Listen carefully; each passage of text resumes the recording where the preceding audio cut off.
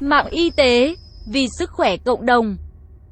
Chào bạn, bạn đang nghe audio chuyên mục Tử vi sức khỏe trên website mạng y tế.vn. Năm 2018 của Bảo Bình. Chờ ngày mai tươi sáng. Tử vi cung Bảo Bình 2018. Sao Thiên Vương ở trong khu vực của Bạch Dương và Kim Ngưu, nhưng cách khá xa so với Bảo Bình. Điều đó đồng nghĩa với việc năm nay không có lợi cho lắm đối với những người thuộc cung hoàng đạo này. 1. Tổng quan tử vi cung Bảo Bình 2018. Tử vi cung Bảo Bình 2018. Sao Thiên Vương ở trong khu vực của Bạch Dương và Kim Ngưu, nhưng cách khá xa so với Bảo Bình. Điều đó đồng nghĩa với việc năm nay không có lợi cho lắm đối với những người thuộc cung hoàng đạo này. Thời điểm đầu năm, sao Kim mang lại cho bạn chút tiền trong ngắn hạn. Tuy nhiên số tiền này không mang lại sự giàu có. Nhưng nếu bạn thể nắm bắt cơ hội đầu tư, may mắn sẽ mang lại cho bạn số tiền lớn hơn. Cơ hội đến thoáng qua, rất chóng vánh, nếu không kịp nắm bắt thì phải chờ đến thời điểm cuối năm. Xem tử vi năm 2018 của Bảo Bình. Từ tháng 2, Bảo Bình khá khôn ngoan khi tham gia một dự án tốt. Nhưng về tổng thể thì việc kinh doanh không được như mong đợi. Có nhiều người soi mói, gặp cấp trên không phù hợp nên hiếm khi có cơ hội thể hiện tài năng. May mắn là bạn có nỗ lực và đóng vai trò cao hơn trong công việc nên tình hình cũng không quá tệ. Tử vi 2018 của 12 cung hoàng đạo. Về tình cảm, không có nhiều dấu hiệu khả quan trong những tháng đầu. Từ tháng 1 đến tháng 3 những người độc thân đào hoa vượng. Có rất nhiều người theo đuổi, nhưng họ vẫn tạo cho bạn cảm giác mơ hồ, dường như họ không thực sự cần bạn. Nửa năm còn lại, Bảo Bình trải qua khá nhiều cảm xúc nhưng hầu hết là không vui. Sức khỏe của bạn không thực sự lý tưởng. Mặc dù không bị bệnh nặng hay đau nghiêm trọng, nhưng cơ thể trải qua rất nhiều khó chịu, hãy cẩn thận với sức khỏe của mình. Từ đầu đến giữa năm bạn thường có tâm trạng không vui.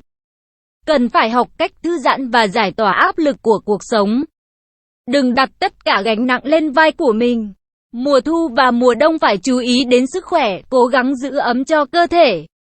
Trong học tập, sao Thủy và sao Kim tác động tích cực ngay từ đầu năm, nên thành tích học tập của bạn không quá đáng lo. Nếu chăm chỉ và nỗ lực bạn sẽ được đền đáp xứng đáng. Nhưng trong lúc đó bạn vẫn có nhiều băn khoăn, suy nghĩ. Năm của sao Hỏa mang lại cho bạn những năng lượng mạnh mẽ. Hầu hết các Bảo Bình sẽ chủ động tiếp thu kiến thức. Nhưng có một số người học chỉ được những phút đầu, sau đó lại bỏ bê. Bạn cần phải điều chỉnh thái độ mới có thể vượt qua áp lực đạt thành tích tốt. Nhìn chung, tất cả các mặt của Bảo Bình không thực sự hài lòng vì từ đầu đến cuối năm không gặp may cho lắm. Mặc dù năm nay bạn sẽ không bận tâm để theo đuổi bất cứ điều gì. Nhưng khi bạn nhìn thấy ai đó có cuộc sống tốt hơn, bạn so sánh và có chút ghen tị. Lần này bạn sẽ tự nhủ, không thể tiếp tục để bản thân quá mờ nhạt, và bắt đầu cố gắng để có thêm nhiều may mắn hơn trong thời gian tới. 2. Tử vi cung Bảo Bình 2018 tình hình công việc. Xem tử vi năm 2018 của Bảo Bình, tháng 1 năm 2018 sao Kim mang lại chút may mắn cho Bảo Bình. Lúc này bạn nên gia tăng mối quan hệ, tìm kiếm đối tác. Đây cũng là thời gian phù hợp cho thực hiện các kế hoạch hoạt động và hoàn thành mục tiêu. Vì thời gian có hạn, bạn không nên lãng phí. Những Bảo Bình làm quản lý phải chú ý đến tâm trạng và giọng điệu khi giao tiếp. Nhưng không nhất thiết vội vàng trong việc làm hài lòng các đồng nghiệp. Mỗi người phải tự hoàn thành nhiệm vụ của mình. Tháng 2, sao Thủy che chở nên bạn hãy cứ bình tĩnh đối phó với bất cứ điều gì. Có thể bạn chiến thắng trong chớp nhoáng, nhờ sự thông minh và cái nhìn sâu sắc trong giải quyết vấn đề. Mặt khác, việc không có người giám hộ khiến bạn dễ gặp nhiều vấn đề trong công việc như bất đồng quan điểm với đồng nghiệp, gây mâu thuẫn nơi công sở. Việc này tiêu tốn của bạn khá nhiều năng lượng, do đó năng suất của bạn đã giảm đáng kể. Cộng thêm vào đó là những cản trở khiến bạn cảm thấy chán nản, nhiều vấn đề dồn lại khiến bạn cảm thấy áp lực công việc rất lớn. Giải mã bí ẩn mật ngữ 12 chòm sao. Hết mùa xuân, sự nghiệp của Bảo Bình chỉ có một cải tiến nhỏ cho đến tháng 7. Sao Hỏa nghịch hành khiến Bảo Bình chịu tổn thất nặng nề. Bạn trải qua những việc cảm thấy mất niềm tin, trạng thái tinh thần không tốt, không ổn định về cảm xúc. Gợi ý cho Bảo Bình là nên quan tâm tới mục tiêu trong công việc. Và phải phân định rõ đâu là công việc, đâu là cuộc sống ngoài kia. Hơn nữa lạc quan và dũng cảm khi đối mặt với những khó khăn. Có như vậy bạn mới cảm thấy thoải mái hơn. Sau tháng 7, Bảo Bình chịu ảnh hưởng tiêu cực đến sao Diêm Vương. Những người không có phận sự gì bỗng đứng ra hướng dẫn bạn, khiến bạn vừa ngạc nhiên vừa khó chịu. Tất cả công việc bạn phải nhờ vào khả năng và nỗ lực của mình. Dù có nhiều cản trở nhưng miễn là kiên trì, bạn sẽ có thể nhìn thấy cầu vồng sau cơn mưa. 3.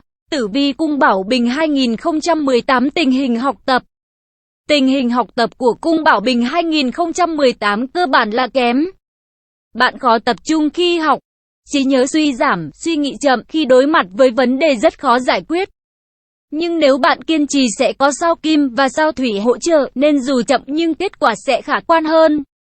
Sao Hỏa ở vị trí của Bảo Bình, mang lại cho bạn nỗ lực mạnh mẽ, thúc đẩy bạn học hành chăm chỉ, khát khao tìm hiểu kiến thức, có nhiều cảm hứng để học và khám phá.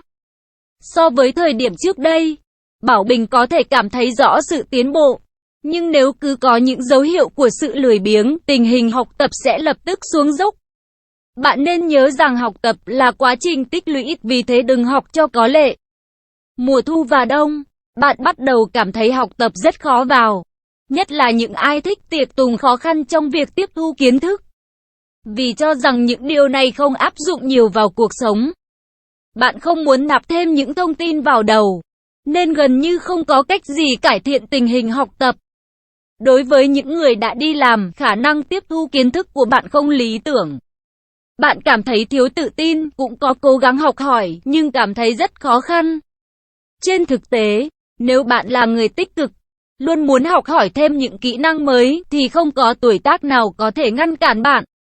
Nên nhớ rằng, tất cả mọi người cần phải không ngừng học hỏi và nâng cao kỹ năng của họ, để đối phó tốt hơn với cuộc sống. 4. Tử vi cung Bảo Bình 2018 tình hình tài chính. Tiếp nối tử vi năm 2017 của cung Bảo Bình. Năm 2018 của Bảo Bình, năm nay rất thuận lợi cho người làm về lĩnh vực giảng dạy, đào tạo và các ngành công nghiệp khác. Sự khôn ngoan mang lại cho bạn nhiều tiền bạc. Giáo viên hoặc huấn luyện viên có nhiều người biết đến, được chú ý nhiều hơn nên số người tới học tham gia tăng lên và doanh thu rất khả quan. Nhưng đối với những Bảo Bình thích tận hưởng cuộc sống, dễ gặp vấn đề về tài chính, vì thế đừng phá vỡ các kế hoạch tiêu dùng hàng ngày của mình. Thời điểm đầu năm, sao Kim xuất hiện thúc đẩy tinh thần của Bảo Bình làm việc chăm chỉ, hăng say hơn, nhờ đó bạn nhận được số tiền xứng đáng với công sức đã bỏ ra. Đối với những người làm việc liên quan đến nghệ thuật, sự giúp đỡ chiêm tinh học giúp bạn khai mở tâm trí. Sáng tạo giúp bạn đẩy nhanh sự tiến bộ trong công việc. Vì thế đừng lãng phí bất kỳ khoảnh khắc nào cả. Nếu đầu tư thì mỗi quyết định mang lại cho bạn thu nhập đáng kể. Giữa tháng 5 đến giữa tháng 6, sao Hỏa ở vị trí của Bảo Bình, khiến bạn gặp rất nhiều rắc rối trong công việc. Nhưng bạn vẫn giữ thái độ lạc quan, luôn nhìn thấy mặt tích cực của tất cả những khó khăn. Những nỗ lực mạnh mẽ giúp bạn luôn giữ tâm bình ổn. Kể từ giữa tháng 6, sao Hỏa nghịch hành khiến cho những trở ngại ngày càng gia tăng. Bạn dần dần mất đi niềm đam mê, năng lượng cũng dần cạn kiệt. Thời điểm cuối năm, sao Hỏa nghịch hành khiến tiền bạc của Bảo Bình giảm. Do nhầm lẫn, bạn có thể dễ dàng bị lừa và đưa ra quyết định sai lầm, dẫn đến thiệt hại kinh tế. Vào thời điểm này, nếu có được sự giúp đỡ của người khác, bạn sẽ không bị thua lỗ quá nhiều. Trong việc chi tiêu cho gia đình, Bảo Bình nên kiểm soát chặt chẽ việc phân bổ chi tiêu hợp lý, tránh mất cân bằng trong các khoản. Nếu có đủ thời gian nên làm thêm việc ngoài thời gian để tăng doanh thu. 5. Tử vi cung Bảo Bình năm 2018 chuyện tình cảm. Bói tình yêu của 12 cung hoàng đạo. Từ tháng 1 đến tháng 2, vai trò của các hành tinh có phần hạn chế, thời gian này mang lại nhiều cảm xúc cho Bảo Bình. Đối với những ai đang độc thân, bạn nên tham gia vào các hoạt động ngoài trời, gặp gỡ bạn bè vì như thế mới có cơ hội để làm quen thêm người khác phái. Nhưng hãy nhớ rằng những mối quan hệ nhanh chóng, vội vàng hoàn toàn không tốt. Tốt nhất nên bắt đầu mối quan hệ bằng tình bạn, để hai người có thời gian tìm hiểu nhau, nếu thấy phù hợp thì có thể tiến xa hơn. Đừng để cảm xúc diễn ra quá nhanh. Bạn cứ giữ nét nam tính của đàn ông hoặc quyến rũ của người phụ nữ, thì nhất định đối phương sẽ sớm có câu trả lời cho bạn. Đối với những ai đã có một nửa yêu thương, sao Juno giúp bạn tăng cường cảm xúc. Thời gian này hai người sẽ yêu nhau thắm thiết, và cùng nhau trải qua những cảm xúc vô cùng sâu sắc. Năm 2018 của Bảo Bình. Sau tháng 2, bạn có cảm giác thiếu an toàn vì gặp gỡ, tiếp xúc, kết nối với nhiều người khác giới. Tất cả đều có hai mặt, vận đào hoa nở rộ không hẳn là điều tốt. Những người chưa có gia đình nên xác nhận tình cảm bằng cách định hướng về cuộc sống hôn nhân. Bên cạnh đó, những ai có gia đình có khả năng bị ảnh hưởng của người thứ ba, có người không chịu đựng được đã khiến gia đình tan vỡ. Nửa cuối năm, cảm xúc của Bảo Bình phẳng lặng hơn. Những ai độc thân cũng có vài đối tượng tìm hiểu, nhưng mọi thứ khá mơ hồ, khó bắt đầu mối quan hệ với bất cứ ai. Những cặp đôi đang yêu hay đã kết hôn thường xảy ra bất đồng và cãi vã, cảm thấy khó có thể đáp ứng nhu cầu của nhau. Chung sống với nhau có nhiều khó khăn trở ngại, nhưng qua mỗi lần như vậy, cả hai mới hiểu và yêu thương, tin tưởng nhau hơn, vì thế không nên tỏ ra quá bi quan. Khi mặt trời xuất hiện vào thời điểm cuối năm, những trái tim lạnh giá bấy lâu lại muốn được tung tăng, thoát khỏi sự gò bó. Thậm chí có những người đã có vợ, có chồng cũng muốn thoát khỏi hình mẫu gia đình lý tưởng. Nhưng nên nhớ rằng hình phạt sẽ rất lớn. Dường như đường cho bạn quay trở về sẽ có khả năng hoàn toàn bị chặn lại. Vì thế, nên cẩn thận với quyết định của mình. 6. Tử vi cung Bảo Bình 2018 tình hình sức khỏe. Thời điểm đầu năm, Bảo Bình không gặp những bệnh nghiêm trọng nhưng tâm trạng chán nản cứ lặp đi lặp lại. Trong thời gian này, bạn cần phải thay đổi thái độ, dành thời gian để thư giãn sau những giờ làm việc chăm chỉ. Đối với một số bạn không thích thể thao, có lẽ du lịch là cách tốt nhất để thư giãn. Trong chế độ ăn uống nên duy trì chế độ ăn nhẹ. Bữa ăn nhỏ, không ăn quá nhiều một lúc gây tình trạng khó tiêu. Giữa năm, khi sao hỏa cũng không mang lại may mắn cho sức khỏe. Có nghĩa là bạn phải chịu rất nhiều áp lực trong cuộc sống, dẫn đến tình trạng chán nản, không đánh giá vấn đề một cách thông suốt. Tại nơi làm việc tốn quá nhiều năng lượng, mệt mỏi tạo thành một vòng tròn luẩn quẩn. Tốt hơn hết, bạn nên trang bị kiến thức về sức khỏe. Không quên tập thể dục, tham gia vào các hoạt động ngoài trời để tinh thần thoải mái hơn. Từ giữa năm trở đi, Bảo Bình phải chú ý tới chế độ ăn uống. Đặc biệt, cần chú ý đến những thức ăn có lợi cho sức khỏe, hãy cẩn thận với bệnh liên quan tới hệ tiêu hóa. Nhìn chung, tình hình sức khỏe có dấu hiệu đi xuống, bạn dễ bị nhiễm bệnh. Mặc dù không quá đau đớn, nhưng bệnh khiến bạn khó chịu. Nên chọn ăn thực phẩm giàu vitamin, tăng sức đề kháng, ăn thực phẩm tươi sống.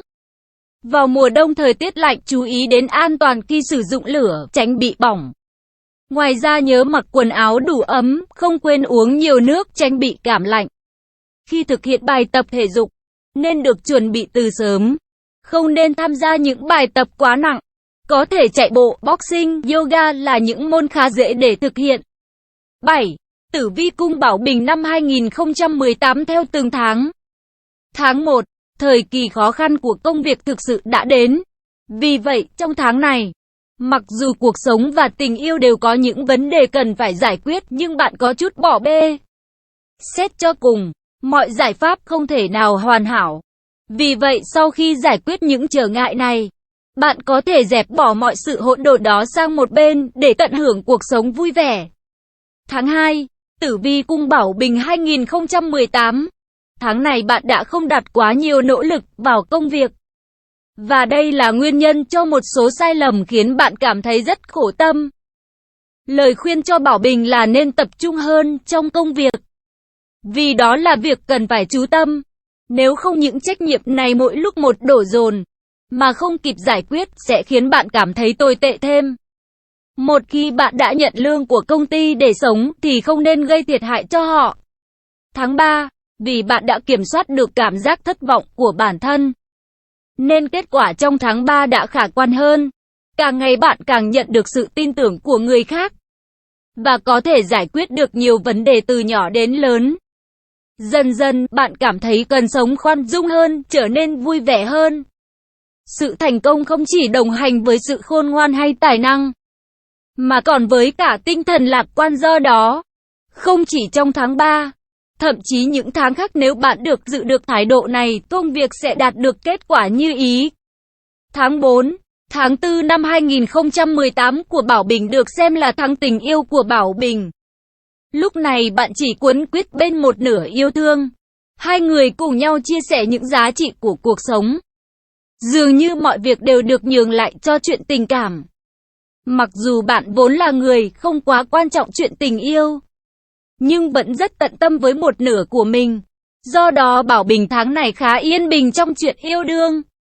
Tháng 5, vấn đề tài chính của Bảo Bình không được tốt, nhưng do yêu cầu và mong muốn tạo hình ảnh đẹp trước mặt mọi người, nên bạn tiêu tốn khá nhiều tiền. Riêng việc để xuất hiện mỗi lần với một bộ cánh khác nhau đã ngốn của bạn không ít tiền của. Vì thế, chưa chắc đã có ai nhận ra hay khen ngợi vẻ ngoài của bạn. Nhưng số tiền của bạn đã lần lượt ra đi với thói mua sắm vung tay quá chán kiểu này. Tháng 6, cầu chúc cho Bảo Bình may mắn trong tháng này. Vì thực tế bạn dễ gặp những biến cố nhỏ liên quan tới sức khỏe cứ lặp đi lặp lại. Bạn sẽ ổn thôi khi những trở ngại này qua đi. Tình yêu khá thuận buồm xuôi gió. Dường như tình cảm khá mỹ mãn, nhưng tâm trạng của bạn vẫn không vui. Lý do là trong tháng này, tình hình học tập và công việc của bạn thất bại chưa từng thấy. Gần như bạn chỉ tự tin với chỉ số IQ của mình, chứ còn những vấn đề khác đều không được như ý. Tháng 7 năm 2018 của Bảo Bình. Tình hình tài chính không có vấn đề gì đáng lo ngại. Dù tiền không nhiều, nhưng bù lại có rất nhiều người yêu thương bạn. Do đó, Bảo Bình hầu như không cần phải làm việc quá nhiều, vì đã có sự hỗ trợ từ mọi người. Lời khuyên cho bạn, hãy lên một kế hoạch để công việc tốt hơn, để tăng thêm thu nhập cho bản thân, có khả năng chi trả cho những chi phí tài chính bất ngờ. Tháng 8, tình yêu của Bảo Bình đã có thể tiến xa hơn. Nếu bạn đang độc thân, hãy bày tỏ tình cảm của mình và người kia sẽ đáp trả khi nhận được tín hiệu của bạn. Hai người từ mối quan hệ xa lạ trở thành bạn bè, người yêu quả là điều tuyệt vời. Tháng 8 là lúc tình cảm được củng cố, có những đôi sẽ quyết định chung sống, kết hôn. Tháng 9, sau 9 tháng tình hình tài chính lúc này rất tốt, công việc có hiệu suất cao. Bạn có thể giải quyết được việc mà không ai có thể làm được. Tuy vấn đề nhỏ nhưng đủ để khiến các đồng nghiệp cấp trên cảm thấy có trở ngại. Khi bế tắc đã được giải quyết, mọi người cảm thấy rõ sự thuận lợi mà bạn đã mang lại cho họ. Bạn có nhiều khả năng, năng lực để phát triển trong công việc. Tháng 10, bạn không bảo vệ tốt tài sản của mình, tiền lương cố định ban đầu cũng bị giảm một phần. Hơn nữa, những khoản chi cho bản thân và gia đình cũng không được lên kế hoạch rõ ràng.